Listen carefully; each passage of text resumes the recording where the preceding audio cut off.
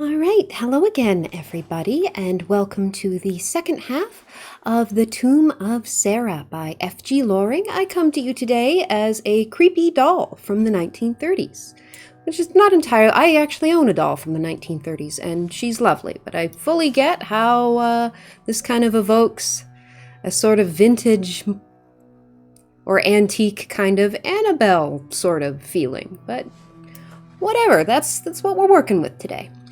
So, just to quickly recap, the first half of the Tomb of Sarah, we have our church restorer and our rector who have had to move a particular tomb in order to carry out some needed restoration work on a rural church. And naturally, the tomb that they have had to move is, of course, the one with creepy local legends surrounding it. And the door to the tomb is, in fact, decorated with a depiction of the murder of the tomb's occupant. And I can't decide if that's metal or not. I'm leaning towards pretty metal, but I mean, it's definitely cool. Like, you'd stop and have a look at that if you were casually strolling through this particular graveyard. And since the tomb has been disturbed, there has been sightings locally of a black dog with a red frothy mouth and all kinds of creepy happenings. And our restoration specialist is convincing the rector that something supernatural is at work. So that's where we stand. And we are going to pick it right back up with The Tomb of Sarah by F.G. Loring. So we will begin and jump right back in. So July 11th. Found the workmen again, very much disturbed in their minds and full of a strange dog that had been seen during the night by several people who had hunted it. Farmer Stotman, who had been watching his sheep, the same flock that had been braided the night before, had surprised it over a fresh carcass and tried to drive it off. But its size and fierceness so alarmed him that he had beaten a hasty retreat for a gun. When he returned, the animal was gone, though he found 3 more sheep from his flock were dead and torn. The Sarah tomb was moved today to its new position, but it was a long, heavy business, and there was not time to replace the covering slab. For this I was glad, as in the prosaic light of the day... Excuse me, I'm just going to have some juice, as I'm already kind of getting dried out a little bit by the light here. And there was not time to replace the covering slab. For this I was glad, as in the prosaic light of day, the rector almost disbelieves the events of the night, and is prepared to think everything to have been magnified and distorted by our imagination. As, however, I could not possibly proceed with my war of extermination against this foul thing without assistance, and as there is nobody else I can rely upon, I appealed to him for one more night to convince him that it was no delusion, but a ghastly, horrible truth, which must be fought and conquered for our own sakes, as well as that of all those living in the neighborhood. Put yourself in my hands, Rector, I said. For tonight at least, let us take those precautions which my study of the subject tells me are necessarily the right ones. Tonight you and I must watch in the church, and I feel assured that tomorrow you will be as convinced as I am and be equally prepared to take those awful steps which I know to be proper, and I must warn you that we shall find a more startling change in the body laying there than you noticed yesterday. My words came true, for on raising the wooden cover once more, the rank stench of a slaughterhouse arose, making us feel positively sick. There lay the vampire, but how changed from the starved and shrunken corpse we saw 2 days ago for the first time. The wrinkles had almost disappeared. The flesh was firm and full. The crimson lips grinned horribly over the long pointed teeth, and a distinct smear of blood had trickled down from one corner of the mouth. We set our teeth, however, and hardened our hearts. Then we replaced the cover and put what we had collected into a safe place in the vestry.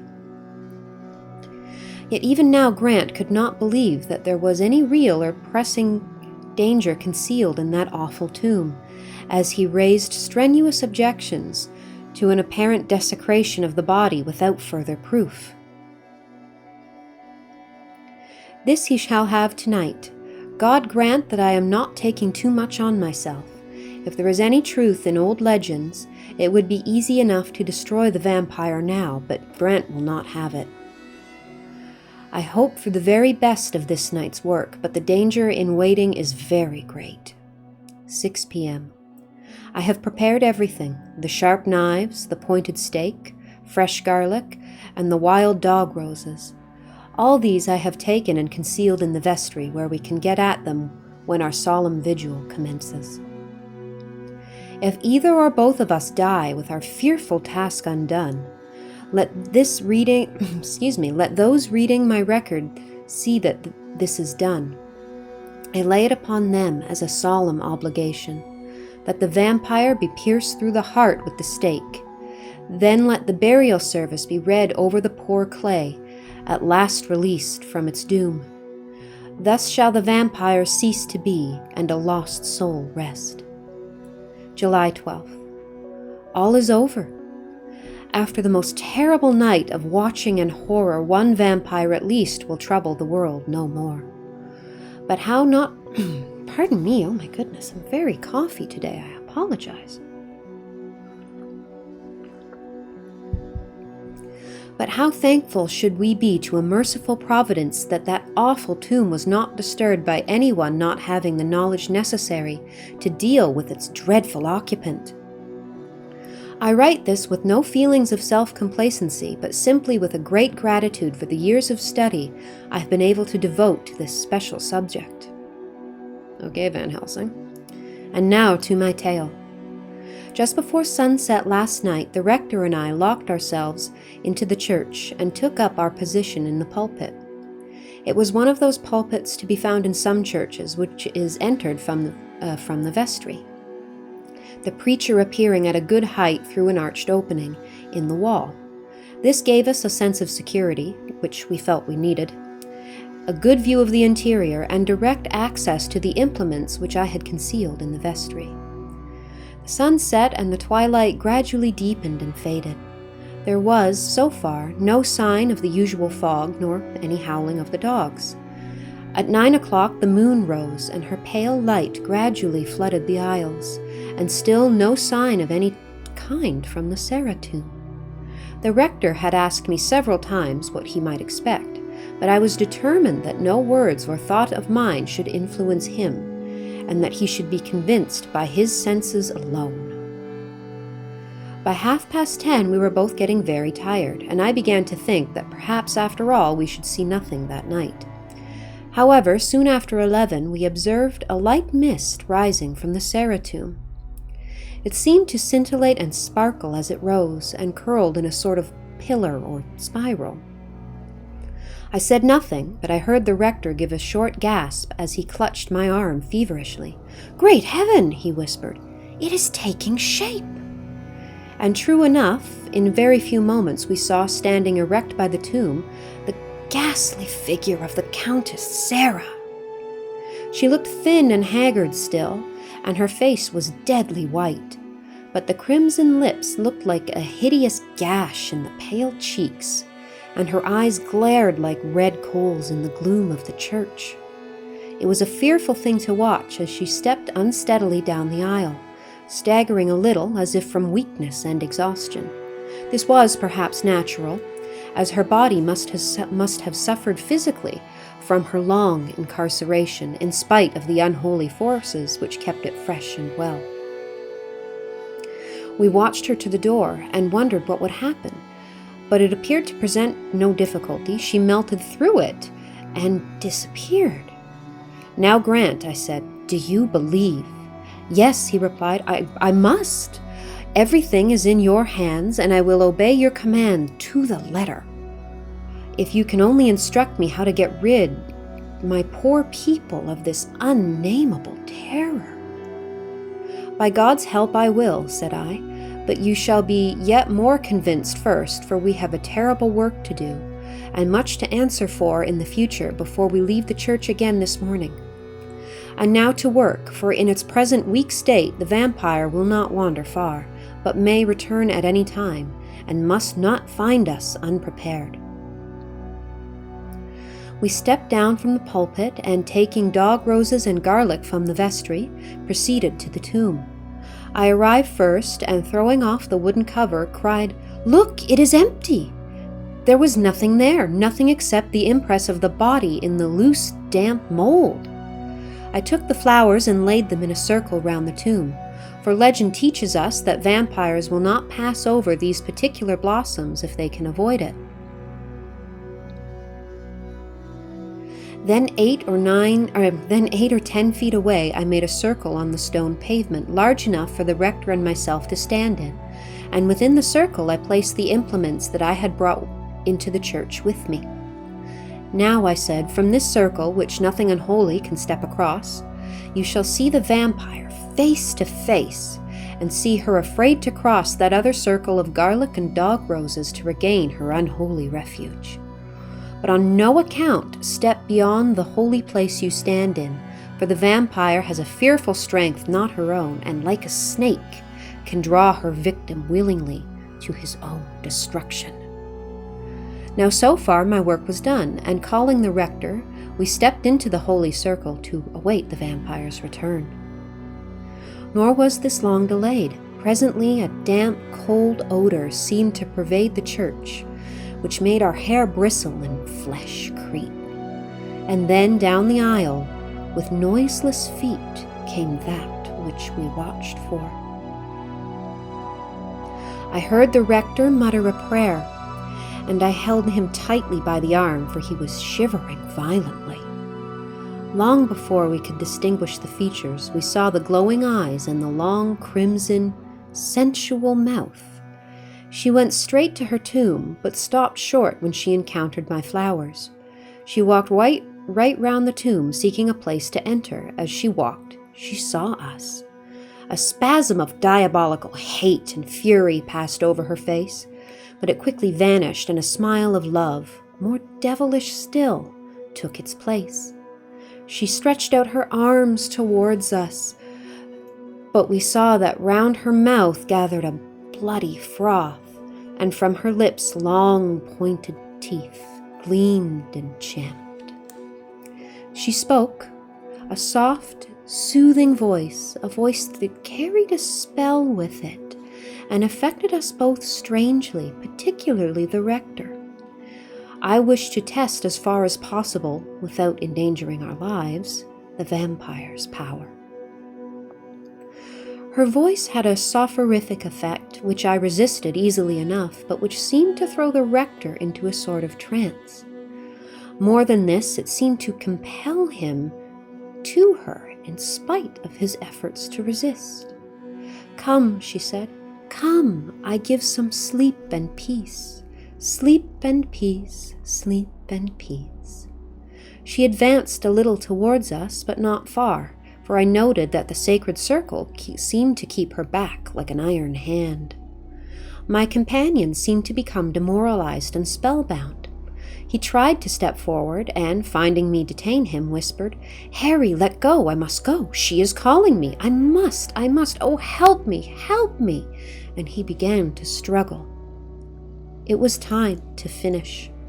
"Grant," I cried in a loud, firm voice, "in the name of all that you hold sacred, have done, and the man." He shuddered violently and gasped, "Where am I?" Then he remembered and clung to me convulsively for a moment. At this, a look of damnable hate changed the smiling face before us, and with a sort of shriek, she staggered back.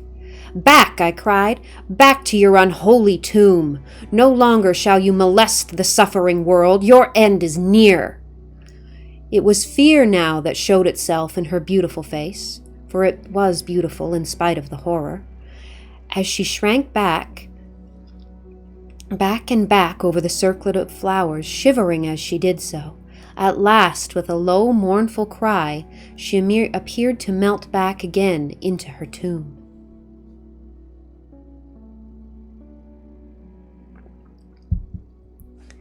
As she did so, the first gleams of the rising sun lit up the world, and I knew all danger was over for the day. Taking Grant by the arm, I drew him with me out of the circle and led him to the tomb. There lay the vampire.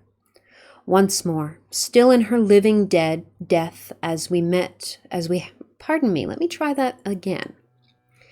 Taking Grant by the arm, I drew him with me out of the circle and led him to the tomb. There lay the vampire once more, still in her living death as we had a moment before seen her in devilish life. But in the eyes remained that awful expression of hate and cringing, appalling fear. Grant was pulling himself together. "Now," I said, "will you dare the last terrible act and rid the world forever of this horror?" "By God," he said solemnly, "I will. Tell me what to do." "Help me to lift her out of the tomb. She can harm us no more," I replied. With averted faces, we set to our terrible task and laid her out upon the flags. "Now," I said, "read the burial service over the poor body, and then let us give it release from this living hell that holds it." Reverently, the rector read the beautiful words, and reverently I made the necessary responses. When it was over, I took my stake, and without giving myself time to think, plunged it with all my strength through the heart. As though really alive, the body for a moment writhed and kicked convulsively, and an awful, heart-rending shriek woke the silent church. Then all was still. Then we lifted the poor body back, and thank God, the consolation that Pardon me, I am speaking a lot today, and I do apologize. Then we lifted the poor body back, and thank God, the consolation legend tells us is never denied to those who have to do such awful work as ours came at last. Over the face stole a great and solemn peace. The lips lost their crimson hue. The prominent sharp teeth sank back into the mouth, and for a moment we saw before us the calm, pale face of the most beautiful woman who smiled as she slept. A few minutes more, and she faded away to dust before our eyes as we watched. Then we set to work and cleaned up every trace of our work, and we departed for the rectory. Most thankful were we to step out of that church with its horrible associations into the rosy warmth of the summer morning. With the above end notes in my father's diary, though a few days later this further entry occurs. July 15th. Since the 12th, everything has been quiet and as usual. We replaced and sealed the Sarah tomb this morning. The workmen were surprised to find the body had disappeared, but took it to be the natural result of exposing it to the air. One odd thing came to my ears today. It appears that the child of one of the villagers strayed from home the night of the 11th, and was found asleep in a coppice near the church, very pale and quite exhausted. There were 2 small marks on her throat, which have since disappeared. What does this mean? I have, however, kept it to myself, as now that the vampire is no more, no further damage, either to that child or any other, can be apprehended.